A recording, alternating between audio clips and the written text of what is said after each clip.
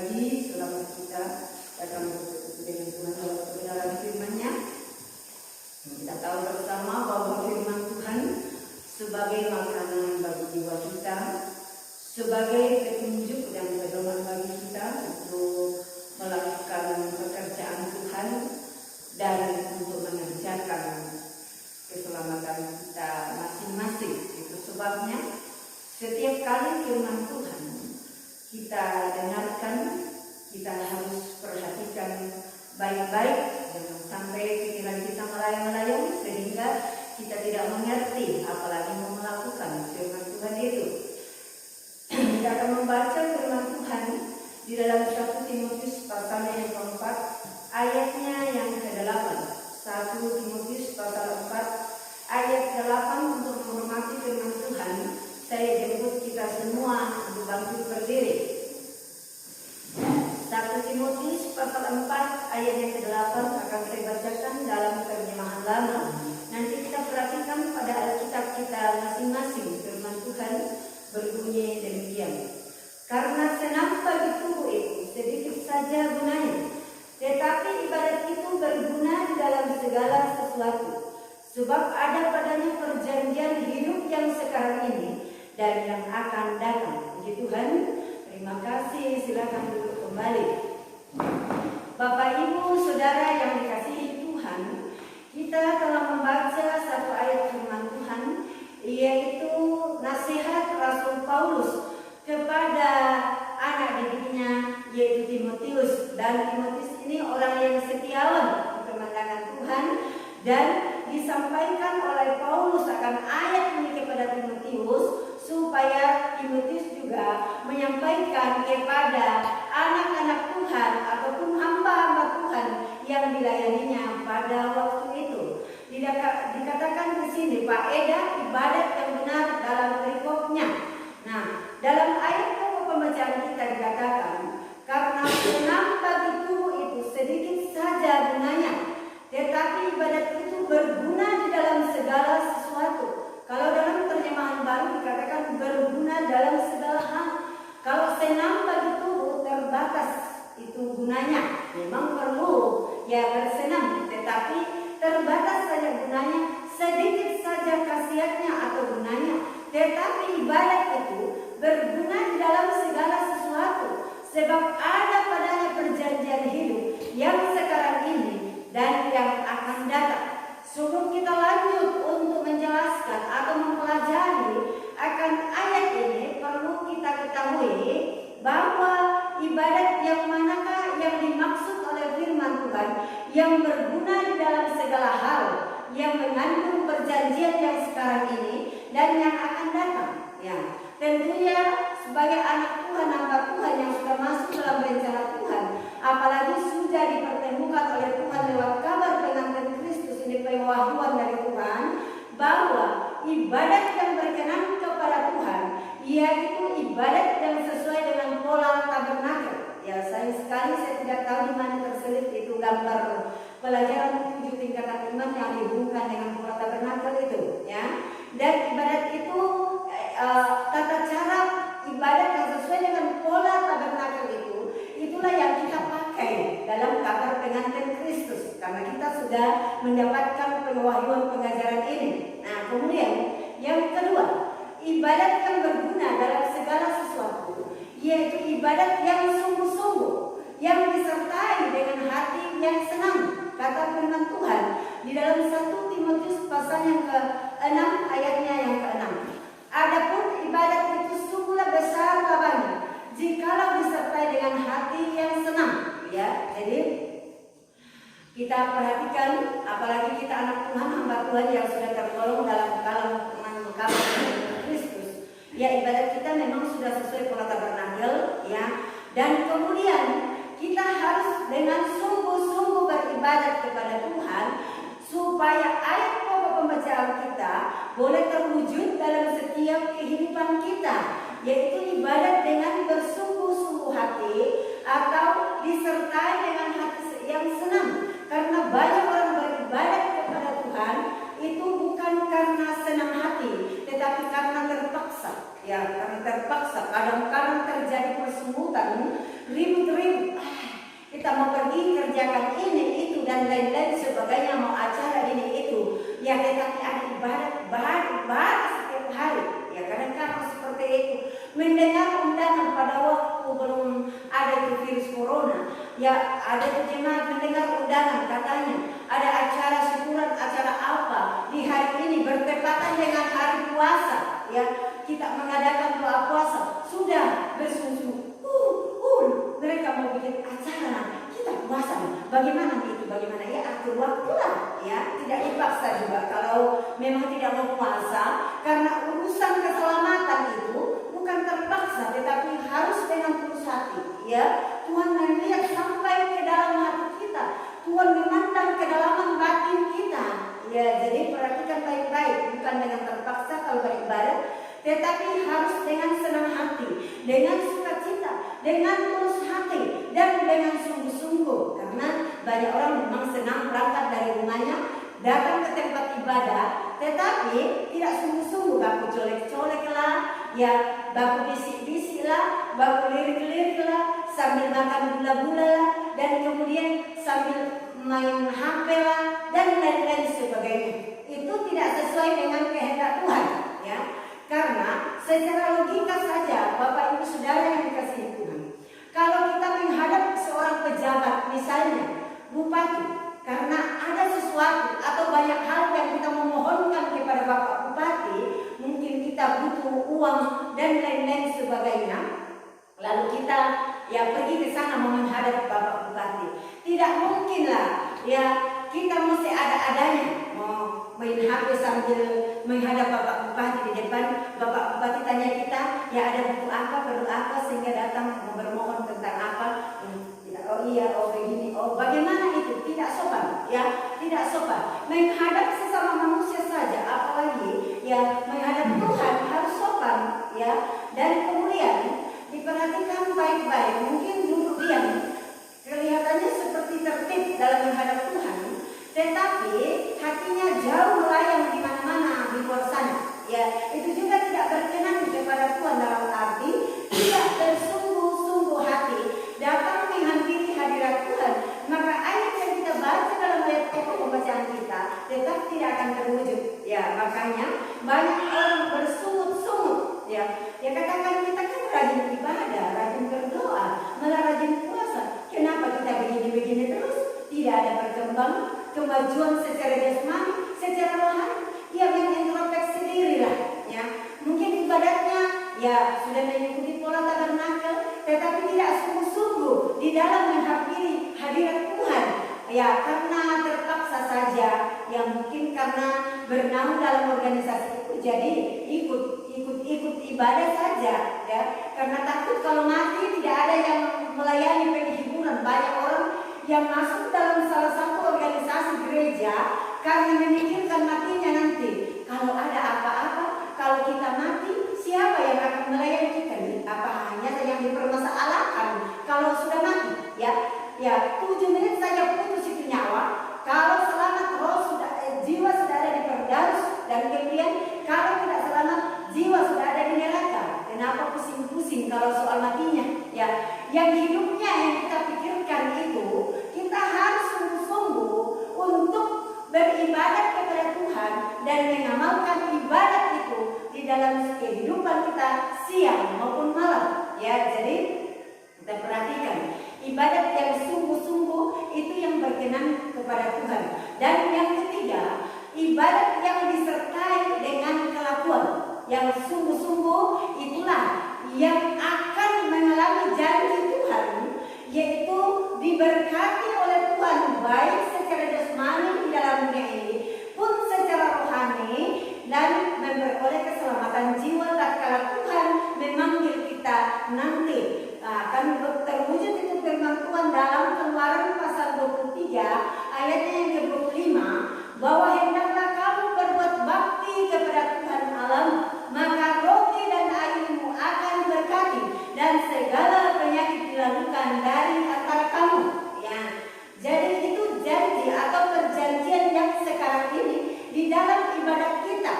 Ya, kalau kita tidak mengalami hal itu, tanda tanya. Kalau kita sering ibadat, tetapi kita tidak mengalami hal itu? Tanda tanya, introspeksi diri. Apakah ibadat kita sudah betul, sudah sungguh-sungguh, atau sudah sungguh-sungguh tetapi kelakuan kita belum sungguh-sungguh berkenan di pemandangan Tuhan? Harus seiring sejalan, ya.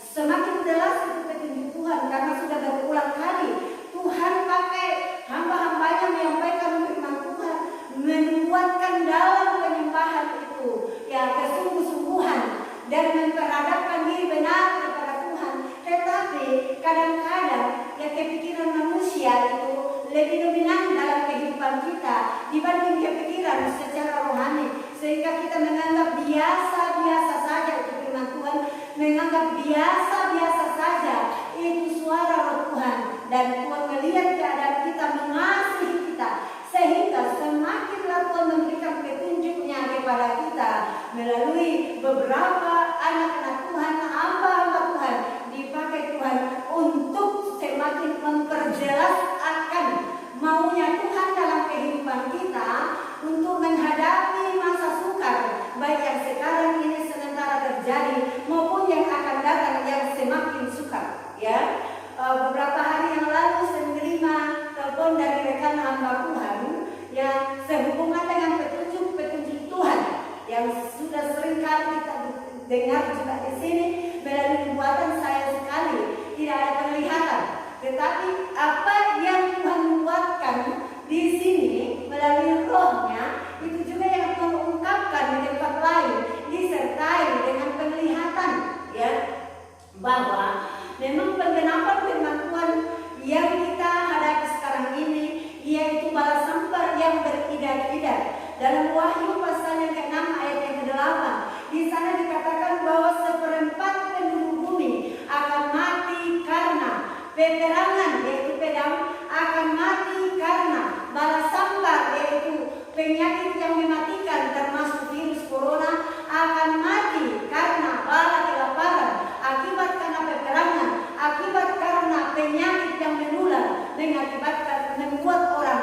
mati kelaparan, dan akan mati karena binatang buas-buas di bumi, yaitu komunis, orang-orang yang tidak bertuhan, yang membunuh orang dengan semena-mena, ya.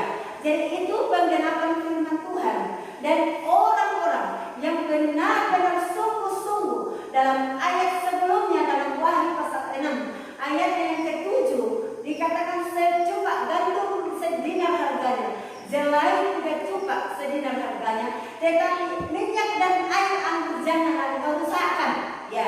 Iman minyak dan air anggur ini yaitu orang-orang yang benar-benar sungguh-sungguh beribadat kepada Tuhan dan kemudian mengamalkan ibadat itu dalam kehidupannya siang maupun malam. Perlu kita perhatikan, ya, mengenai arti ibadat itu, karena ya sehubungan dengan seringnya saya dengarkan persumutan dari anak-anak Tuhan, wah kita rajin ibadat, nah lebih diberkati itu si A, si B di sana dibanding dengan kita ini sudah puasa, sudah rajin ibadat dan lain-lain sebagainya.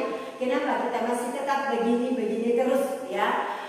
Arti kata ibadah, kalau dalam terjemahan lama, ibadat, ya, ibadah yaitu perbuatan untuk menyatakan bakti kepada Allah yang didasari ketaatan mengerjakan perintahnya dan menjauhi larangannya.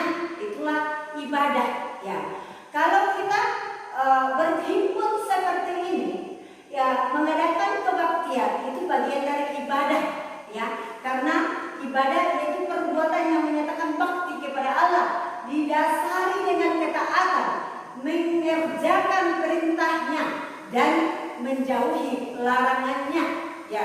Jadi bagian dari ibadah itu kebaktian, ya. Tetapi sekarang ini lebih langsung disebut ibadah di gereja, rumah tangga, penghiburan, ibadah syukuran dan lain sebagainya, ya.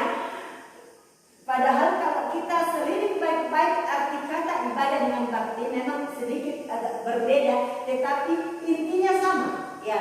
Dan kebaktian itu bagian dari ibadah. Nah, bakti artinya pernyataan tunduk dan hormat, ya, dan perbuatan yang menyatakan setia, ya, tentunya setia melakukan kehendak Tuhan, ya. Jadi kalau kita berbakti kepada Tuhan seperti ini, kita harus sungguh-sungguh, karena itu adalah pernyataan kita tunduk dan hormat kepada Tuhan. Bukan hormat itu kalau seadanya. Sementara ibadah berlangsung mondar-mandir tanpa tahu tujuan apa mondar-mandir itu. Ya, kecuali kalau memang tiba-tiba rasa sakit perut mau ke toilet, ya apa boleh buat? Ya karena kadang-kadang terjadi seperti itu. Ya, kadang-kadang juga karena terlalu banyak minum air tadi sebelum masuk ibadah, ya tidak bisa tahan harus buang air kecil.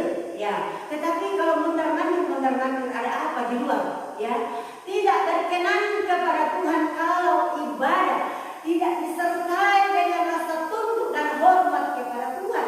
Saya sudah beri contoh tadi, menghadap bupati saja sesama kita manusia tetapi pejabat, dan kita menginginkan sesuatu atau banyak hal dari bupati misalnya, dan kita datang kepadanya membawa permohonan kita, entah proposal atau apa, langsung begitu kita bermohon, kita harus sopan dan perlu kita perhatikan karena kita yang perlu beliau, maka kita yang lebih dahulu hadir di tempat itu, menunggu di tempatnya, di ruangannya kah atau di mana, di rumahnya kah, ya.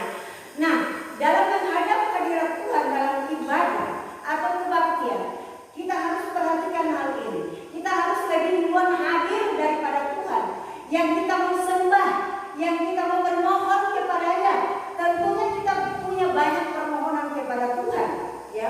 Maka kita harus ikuti jalur firman Tuhan untuk mau bermohon kepada Tuhan. Jangan asal-asalan, ya jangan asal-asalan, ya jangan sampai persalahkan Tuhan. Oh tidak pernah alpa ibadah, tetapi asal-asalan ibadahnya, terlambat masuk ibadah itu tidak terukur menjadi pencuri waktu. Pencuri itu tidak masuk kerajaan surga. Ya, hati-hati jangan dianggap biasa, apalagi yang menghadapi masa sukar yang saya boleh katakan baru awal dari masa sukar di virus corona. Ke depan akan semakin sukar karena sesuai dengan firman Tuhan, dan ya semakin diteguhkan dengan penglihatan nubuatan atau roh Tuhan yang memberikan petunjuk kepada kita. Jangan bermain-main. Ya, jadi kita perhatikan di sini harus sungguh-sungguh, ya tertib, ya harus disertai dengan rasa hormat untuk berbakti kepada Tuhan. Diperhatikan kalau pemimpin berdiri di atas, ya berdiri, suruh kita berdiri untuk memuji Tuhan, ya ikuti karena itu ada aturan firman Tuhan, bukan aturan salah satu organisasi gereja atau aturan pemimpin kita di dalam gereja di mana kita bernaung, tetapi adalah aturan firman Tuhan. Ya sudah berulang kali saya sampaikan itu firman Tuhan kalau menyanyi, memuji Tuhan, ya harus berdiri, ya berdiri dan bersungguh-sungguh, jangan asal-asal berdiri, ya dipakai pangkuletek kanisya, ya seperti orang pincang padahal tidak, ya itu tidak boleh, itu namanya seada-adanya, ya.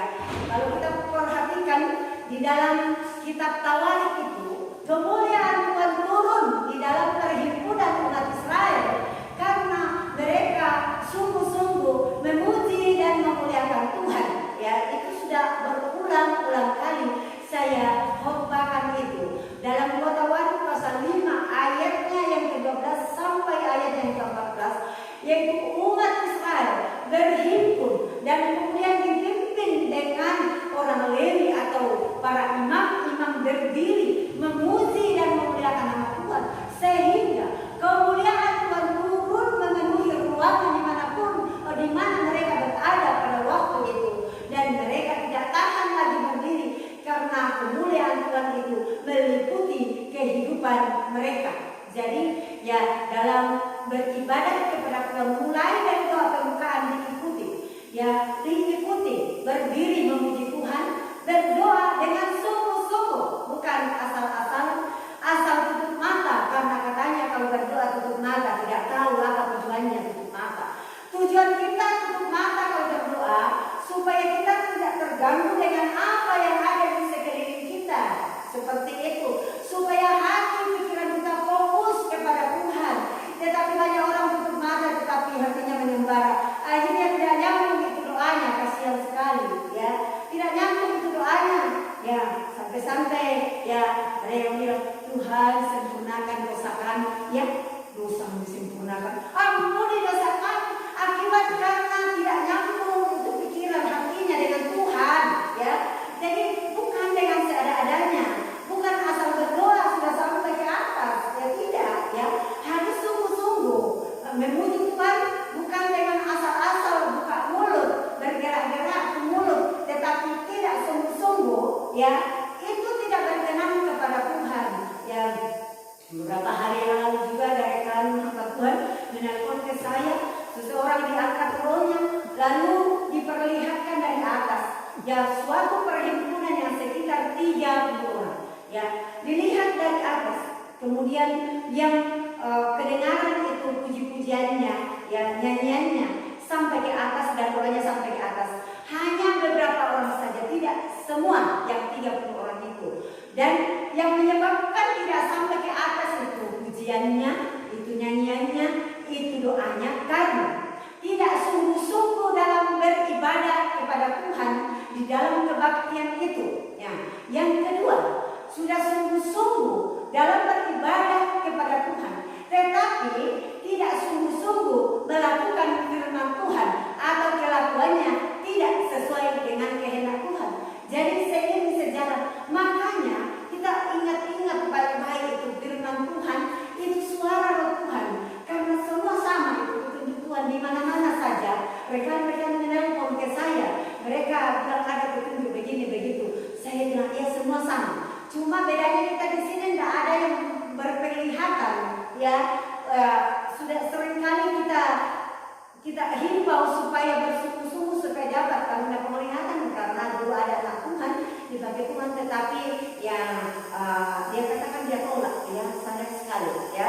Jadi kita berdoa supaya Tuhan alihkan kepada kita supaya semakin meneguhkan iman kita di saat penguatan sementara disampaikan oleh Tuhan, sementara dikontrol melalui penglihatan, supaya yang masih ragu-ragu dengan suara Roh Tuhan semakin yakin bahwa betul-betul dari Tuhan, ya. Jadi harus sungguh-sungguh beribadah kepada Tuhan dan mengamalkan ibadah dalam arti kelakuan kita di luar sana dimanapun kita berada, baik siang maupun malam, sesuai dengan kehendak Tuhan dan bersungguh-sungguh, ya, kita lakukan itu kehendak Tuhan dengan bersungguh-sungguh, barulah ayat pokok pembacaan kita terwujud di dalam kehidupan kita, ya. Jadi kita harus perhatikan baik-baik ini supaya tidak ada lagi persimputan ke depan, saya rajin ibadah dan begini dan begitu, tetapi saya begini, orang lain di luar sana tidak pernah ibadah, dia semakin diberkati secara jasmani. Ya, kembali ke firman Tuhan. Apakah ibadahnya sudah sungguh-sungguh, kelakuannya sudah sesuai dengan firman Tuhan dengan sungguh-sungguh di luar sana? Tanda tanya besar. Tuhan yang menilai kita dan sehubungan dengan ayat pokok pembacaan kita dan keadaan yang sementara terjadi karena penggenapan firman Tuhan dan yang akan terjadi ke depan karena penggenapan firman Tuhan. Ada juga petunjuk Tuhan bahwa orang-orang yang sungguh-sungguh, benar-benar sungguh-sungguh, bukan sungguh-sungguh ibadah saja, tetapi tidak sungguh-sungguh jadi pelaku firman Tuhan di luar sana, ya. Orang-orang yang sungguh-sungguh ibadahnya, sungguh-sungguh melakukan firman Tuhan siang maupun malam, akan dipelihara oleh Tuhan, dikumpulkan di suatu tempat dalam, ya, suatu lingkaran, dalam arti termasuk di dalam pemeliharaan Tuhan dimanapun orang itu berada. Bukan berarti harus berhimpun di suatu tempat itu, tidak. Arti penglihatan itu bahwa orang-orang yang sungguh-sungguh beribadah kepada Tuhan, orang-orang yang sungguh-sungguh melakukan firman Tuhan, dipelihara oleh Tuhan meskipun menghadapi masa sukar termasuk virus corona, dan ke depan akan terjadi tidak tahu apa lagi yang akan terjadi. Dan ya, kita tetap berpedoman saja kepada firman Tuhan, ikuti firman Tuhan, ikuti petunjuk-petunjuk Roh Tuhan supaya kita dipelihara oleh Tuhan, ya. Karena kita mulai kemana, kita masih ada dalam dunia, ya. Kita tidak tahu kita harus bikin apa untuk menghadapi hal yang Tuhan izinkan terjadi menimpa dunia ini, karena memang penggenapan firman Tuhan, ya. Ya, syukur puji Tuhan telah memperhatikan kita. Lalu Tuhan senantiasa datang dengan firman-Nya, dengan Roh-Nya, dan Tuhan sampaikan apa yang harus kita lakukan supaya Tuhan memelihara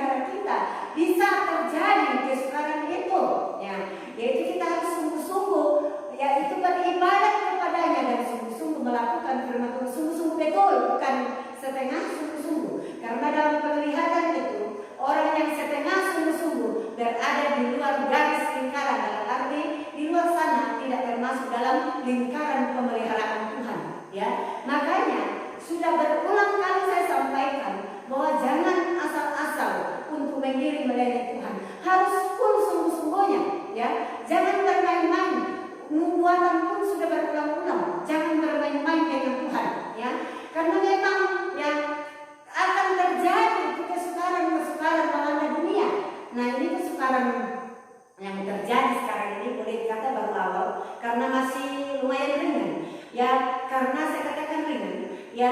Kita di Tanah Toraja khususnya di kampung masih bisa ke kebun, ke sawah, masih ada sayur, masih ada ubi. Kalau misalnya ya tidak ada beras, tetapi dibandingkan dengan orang di kota besar, ya, keluar dari pintu pas lorong, ya, mereka dibunuh, ya, karena ya takut itu pemerintah kalau semakin menyebar itu virus corona, terjadi lockdown dan pemerintah juga terbatas untuk memberikan bantuan kepada masyarakat sehingga sudah ada korban kelaparan, mati karena kelaparan. Kalau tadi malam ya anak-anak buka di dalam medsos luar biasa, sangat memprihatinkan. Ya, seorang ibu dan 2 orang anak bunuh diri karena kelaparan, menggantung diri. Aduh, sangat menyayat hati.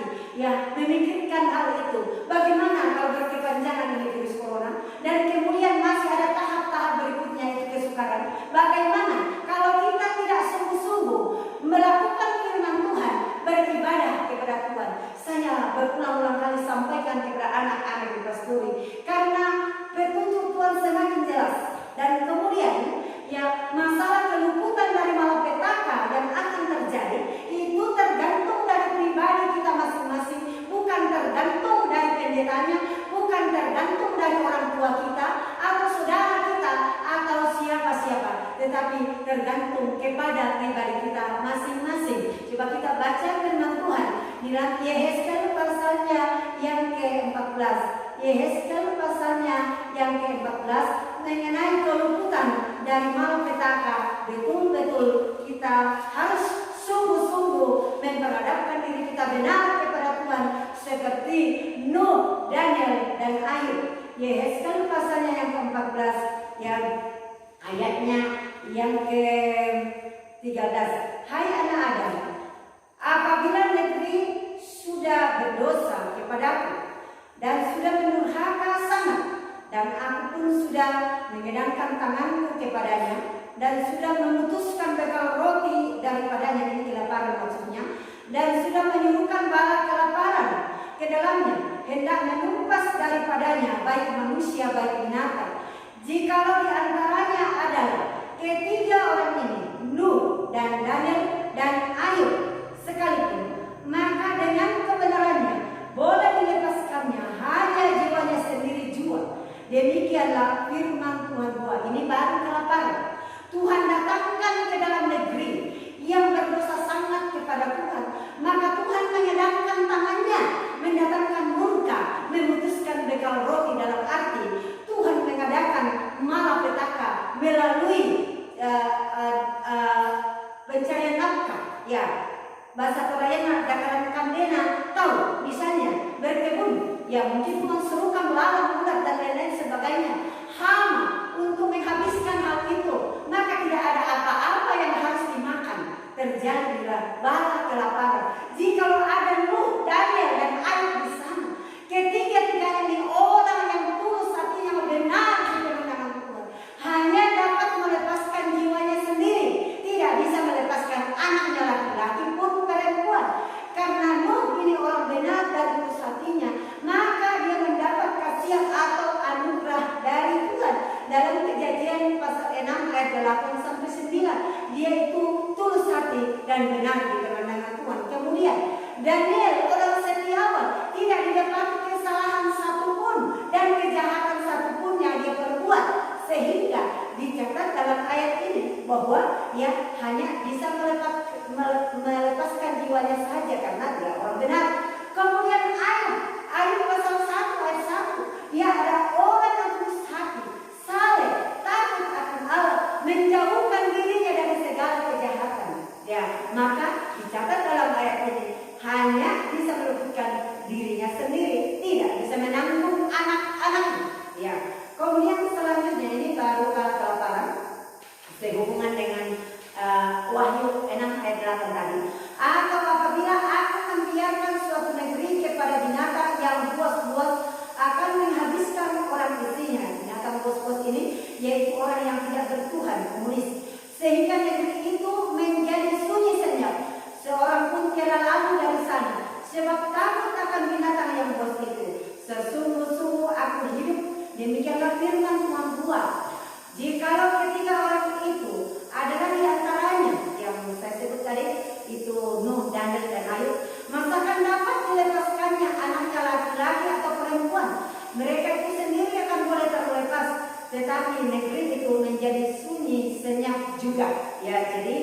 ya binatang buas-buas di bumi, yaitu orang-orang yang tidak bertuhan, yang membunuh manusia, yang tidak mengenal pri kemanusiaan.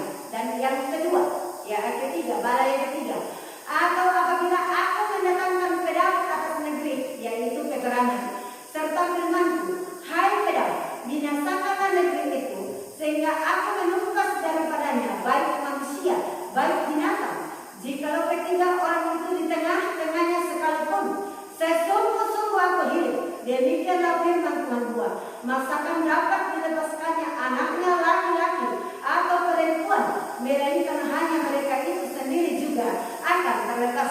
Ya, ini bertambah lagi seperti dalam Wahyu yang saya sudah sebut tadi itu, ya, pedang, ya, peperangan, ya. Kalau saja ada Daniel, Nuh dan Ayub dalam negeri itu, maka dia sendiri yang bisa meluputkan jiwanya, anaknya tidak bisa diluputkan. Kemudian ayat 19, atau apabila aku menyuruhkan bala sampar, termasuk pada saat ini virus corona, ke dalam negeri itu, dan aku menyuruhkan kehangatan murkaku dengan darah kepada negeri itu, hendak menumpas daripadanya baik manusia baik binatang. Jikalau Nuh dan Daniel dan Ayub ada di tengah-tengahnya sekalipun, sesungguh-sungguh aku hidup, demikianlah firman Tuhan buat, masakan dilepaskannya anaknya laki-laki atau perempuan, maka dengan kebenarannya boleh dilepaskannya hanya jiwanya sendiri. Jelas ini bahwa untuk mau meluputkan diri dari malapetaka dalam Wahyu 6 ayat yang ke-8 itu, yang ini baru ada perkara belum tergolong bencana alam, ya. Bencana alam ini menimpa manusia biasa satu kali puluhan ribu bahkan jutaan jiwa yang korban karena bencana alam, ya. Ini baru keempat perkara yang mendatangkan ke dalam negeri akibat karena orang yang memilikinya berdosa sangat kepada Tuhan. Makanya kita harus berdoa seperti Nehemia, berdoa seperti Daniel.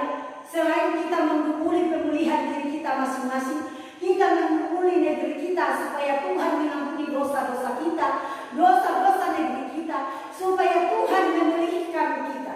Beberapa hari yang lalu saya lihat di medsos itu di luar negeri sana, mereka berada di suatu ruangan yang besar sekali. Mereka jaga jarak, mereka bersujud-sujud tersungkur mukanya sampai ke bumi, menangis, berdoa, meminta pemulihan bagi negeri mereka.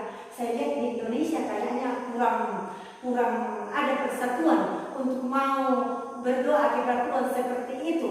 Ya masih biasa-biasa saya lihat itu, ya iman kita di Indonesia. Ya mungkin ada kegentaran sedikit, ada peningkatan sedikit, ya dibandingkan dengan di luar negeri, di daerah-daerah pemeluk agama Islam, di Irak, Iran, yang penginjilan sudah masuk di masjid, ya sudah banyak sekali, ya umat-umat Tuhan di sana menerima Tuhan Yesus, bertobat, memberi diri dibaptis. Lalu kita dari nenek moyang kita jadi orang Kristen, apakah kita mau biasa-biasa saja? Ya, jangan seperti itu. Kita harus lagi sungguh-sungguh, yang kita sungguh-sungguh, yang belum sungguh-sungguh harus sungguh-sungguh.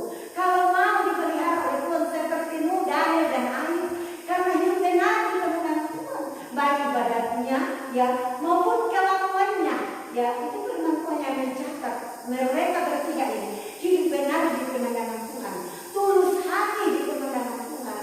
Ya kalau selama ini mungkin kita belum hidup benar, masih ada kesempatan untuk memperbaiki diri kita, masih hidup kok, ya masih normal, ya tidak seperti orang-orang malam bagi dirinya secara pribadi, ya stroke, tidak bisa berpikir normal lagi, mau jalan tidak bisa, mau kemana-mana, kalau ada ibadah ya tidak bisa, apalagi kita ini dipersulit untuk berhimpun bersama-sama, ya ibadahnya ya di gereja saja, di hukum kita ya atur waktu saja, dan kemudian puasanya masih tetap jalan.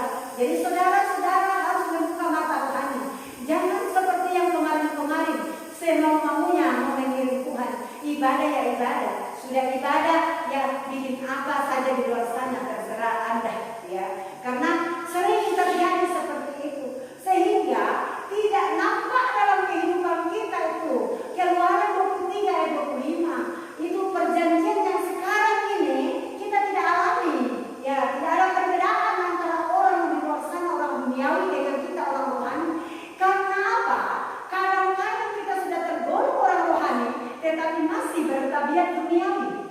hati, masih ada pertengkaran, tidak rela mengalah satu dengan yang lain.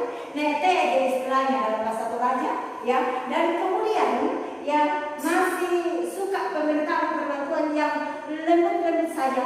Kalau dosa tertempat dengan kebenaran firman Tuhan, sudah mulai bersungut-sungut, marah-marah. Bagaimana mau dewasa itu rohani kalau elus-elus saja dibina-bobokkan dengan ayat-ayat yang hanya menyentuh dekat berkat jasmani saja, tidak menyentuh tentang dosa supaya ditinggalkan, supaya iman bertumbuh. Karena kalau dosa tetap melekat dalam kehidupan kita, sampai kapanpun iman kita tidak akan bertumbuh. Berdoa saja Tuhan tidak dengar, karena Yesaya 59 ayat 1 dan ayat yang kedua, sebenarnya Tuhan itu sangat berkemurahan kepada kita, tetapi akibat karena dosa dan kesalahan membuat doa-doa kita tidak sampai ke telinga Tuhan, membuat tangan Tuhan tidak datang menolong kita.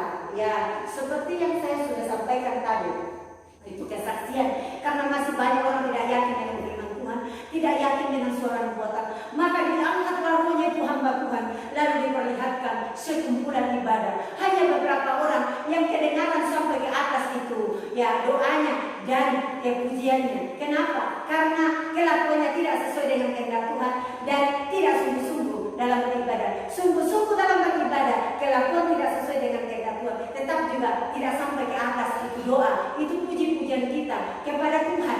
Jadi seiring sejalan harus sungguh-sungguh beribadah, harus sungguh-sungguh itu kelakuan menuruti firman Tuhan, baru sampai ke atas itu doa. Seperti ya ketika orang ini diluputkan oleh Tuhan kalau terjadi malapetaka di negeri mereka berada, ya. Dan kemudian ya kalau terjadi malapetaka seperti dalam Wahyu pasal 6 ayat yang ke-8 itu, ya ada saja orang yang akan diluputkan oleh Tuhan, ya. Karena di dalamnya juga ada orang-orang yang benar, yang sungguh-sungguh Tuhan yang menilai, ya. Seperti itu kesaksian yang saya sampaikan bahwa Tuhan yang menilai. Mungkin penilaian manusia, wah soalim, ya luar biasa alimnya masuk di gereja, tetapi belum tentu hatinya alim di dalam. Tuhan yang menilai, menilik sampai ke dalam batin seseorang, ya. Dan Tuhan yang akan melakukan sesuatu atau mujizat bagi orang-orang yang benar-benar sungguh-sungguh jadi pelaku firman Tuhan, yang benar-benar sungguh-sungguh memperhadapkan dirinya benar kepada Tuhan. Biar tidak ada orang yang melihatnya, dia tetap jadi pelaku firman Tuhan. Itu namanya orang yang tulus hati takut akan Tuhan. Tetapi orang yang setengah-setengah sangat disayangkan, ya, sangat disayangkan di luar garis lingkaran pemeliharaan Tuhan. Makanya ya kita harus mengintrospeksi diri kita masing-masing supaya ayat pokok pembacaan kita berlaku di dalam kehidupan kita, yaitu ibadat kita tidak sia-sia, ya berguna dalam segala hal, baik hal jasmani, baik hal rohani. Maka kita ikuti firman Tuhan, ya harus sungguh-sungguh, ya sungguh-sungguh. Sebenarnya tidak susah itu sungguh-sungguh, tetapi kadang-kadang kita sendiri yang bikin-bikin, dalam arti ya sebenarnya kita mau sungguh-sungguh, tetapi karena mengikuti keinginan daging akhirnya tidak sungguh-sungguh, maka tidak ada khasiatnya ibadah. Biar setiap hari ibadah, ya, karena ya tidak sungguh-sungguh, ya tertidurlah, ya pikiran menghayal dan lain-lain sebagainya. Nah, apalagi kalau ditambah lagi dengan kelakuan di sana yang tak akan karuan, tidak sesuai dengan Tuhan, waduh, sudah positif itu. Sedangkan sudah sebagian sudah kelakuan sesuai kehendak Tuhan, tidak sungguh-sungguh ibadah, tetap juga tidak berkenan kepada Tuhan. Ya sungguh-sungguh ibadah, ya kelakuan tidak sesuai dengan kehendak Tuhan, tetap juga tidak berkenan di hadapan hadirat Tuhan. Makanya Matius 7 ayat yang ke-13 sampai 14 mengatakan, sempit jalan ke surga, banyak orang yang ingin masuk tetapi tidak dapat karena diatur sedemikian rupa oleh firman Tuhan, tidak mampu diatur oleh firman Tuhan, hanya mengatur dirinya sendiri, suka-sukanya yang jadi, semau gue kata orang Jakarta. Apakah kamu punya pegawai? Ya boleh-boleh saja, karena mengikuti jalan lebar dan ujungnya ke neraka itu nantinya, ya walaupun senang di dalam dunia. Nah, kalau kita mau seperti Nuh, Daniel dan Ayub, ya belum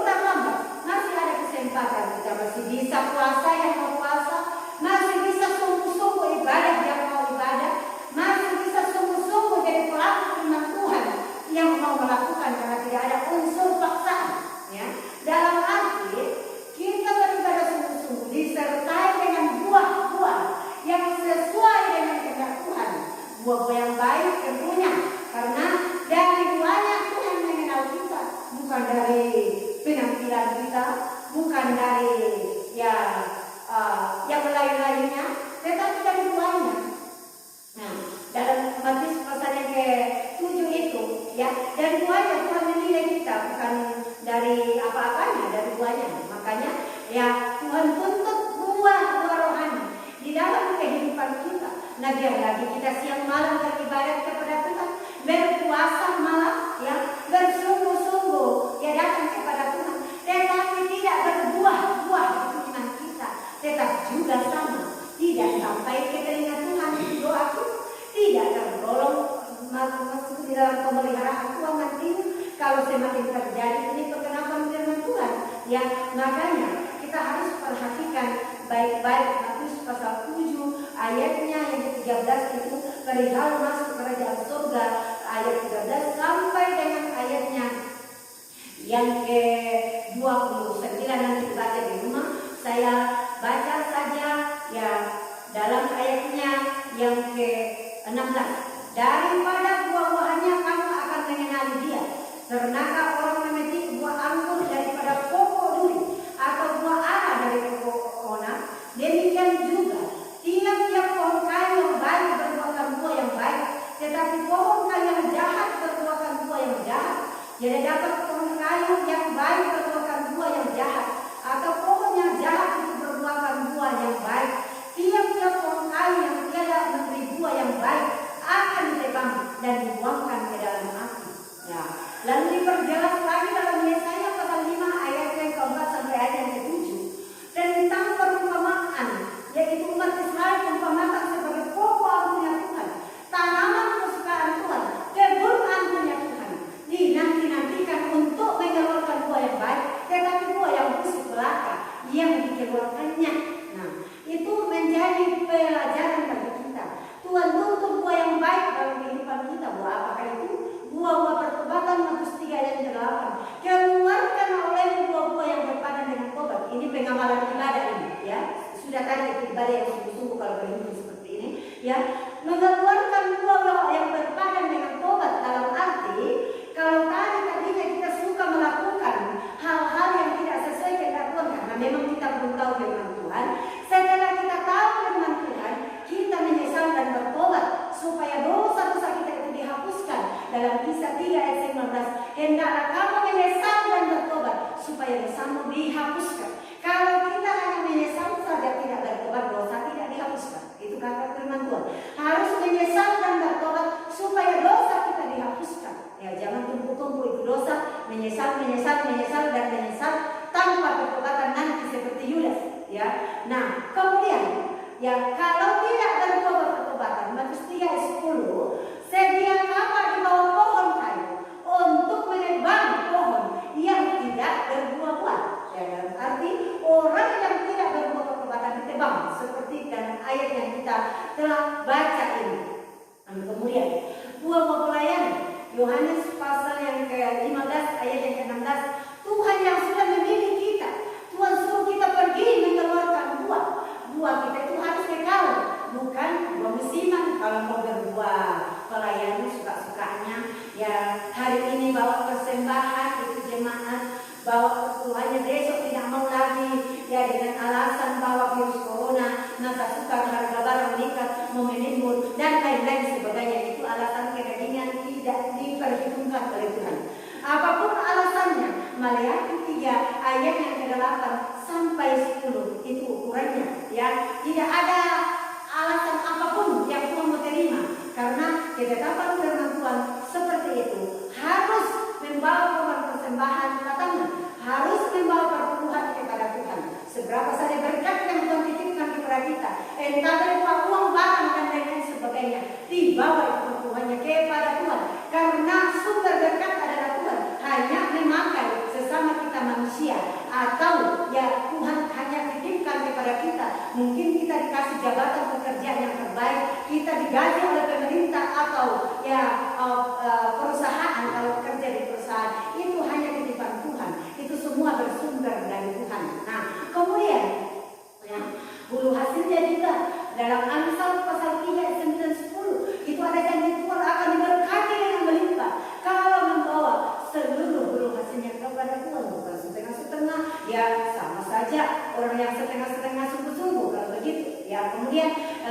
juga mengenai buah pengaruh. Ya, buah pengaruh berbeda dengan buah hasil dan korban sukarela. Bedakan itu, ya. Banyak orang yang suka berkorban sukarela untuk pekerjaan Tuhan, sumbang gereja, natal dan lain sebagainya. Tetapi dia tidak perhatikan hal yang utama. Maleakhi 3 ayat yang ke-8 sampai 10. Ya, itu hal utama. Hal yang kedua itu korban sukarela. Ya, karena ya betul-betul membuat orang masuk dalam mereka. Saya sudah baca penguasanya tentang orang tidak melakukan Maleakhi 3 ayat yang ke-8 dan 10 itu, karena ayat 9 itu ya ancaman firman Tuhan mendatangkan kutuk di atas diri itu orang kalau menyebut Tuhan lewat persembahan tangan dan perpuluhannya. Nah, itu buah pelayanan bagi sidang jemaat. Bagi kami hamba Tuhan, ya itu kewajiban kami menyampaikan firman Tuhan secara terus terang, yaitu menuntun jiwa-jiwa kepada jalan kebenaran yang sesungguhnya. Ya, dan kemudian mendoakan mereka siang malam supaya Tuhan memelihara. Itu tugas kami. Ya, kemudian berbuah-buah Roh Kudus dalam Galatia pasal 5 ayat yang ke-22 sampai 23 ada 9 buah Roh Kudus di sana. Ya, kalau secara manusia memang kita tidak akan mampu. Satu saja kita tidak akan mampu. Ya, contohnya kasih 1 Korintus 13. Begitu panjang lebar penjabaran tentang kasih. Adapun kasih itu panjang sabar, rendah hati, lemah lembut, tidak egois dan lain-lain sebagainya. Nah, secara manusia kita tidak akan mampu, tetapi Roh Tuhanlah yang akan menguatkan kita. Makanya yang belum penuh dengan Roh Kudus, sungguh-sungguh supaya dipenuhi oleh Tuhan dengan Roh Kudusnya. Yang sudah punya itu baptisan Roh, dipelihara, jaga kekudusan supaya tidak pergi untuk Roh Kudusnya. Karena saya baca dalam Pewahyuan, sifat Roh Kudus itu pergi datang. Ya, kalau seseorang lagi hidupnya berkenan di pemandangan Tuhan itu tetap dalam kehidupan orang itu. Kalau melakukan hal-hal yang tidak sesuai dengan kehendak Tuhan, Roh Kudusnya itu pergi. Ya, pergi karena namanya kudus, ya suci. Ya, tidak mau bersekutu dengan orang yang hidupnya cemar di pemandangan Tuhan. Ya, jadi perhatikan baik-baik itu. Ya, mengenai ibadat yang sesuai dengan kehendak Tuhan yang berguna dalam segala hal. Perjanjian yang sekarang ini sudah tadi dalam Keluaran 23 ini 25. Kemudian perjanjian yang akan datang, yaitu hidup yang kekal di dalam kesenangan selama-lamanya. Itu dalam 1 Yahya pasal yang ke-2 ayatnya yang ke-25, bahwa inilah perjanjian yang Ia sendiri sudah janjikan kepada kita, yaitu hidup yang kekal. Ya, hidup yang kekal dalam kesenangan selama-lamanya, karena orang yang masuk ke neraka hidup kekal juga dalam kesengsaraan selama-lamanya. Jadi harus diperhatikan baik-baik ini supaya ayat pokok kita terwujud dalam kehidupan kita.